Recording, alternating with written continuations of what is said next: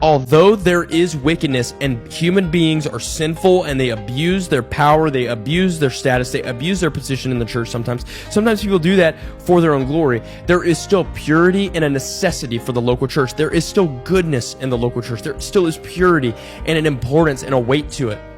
If God didn't care about the early church, then he wouldn't have killed Ananias and Sapphira. In Acts chapter 5, the believers are told to sell everything, and Ananias and Sapphira, they sell everything, but they aren't honest, they lie. They don't give away all the money that they sold, they kept some. And so God killed Ananias and Sapphira. Now some people say, oh my gosh, well why did God kill Ananias and Sapphira? He was catechizing the early church. He was purifying the early church. He was making sure that the beginnings of the early church were purified, just, and holy. That's why he had to kill them off.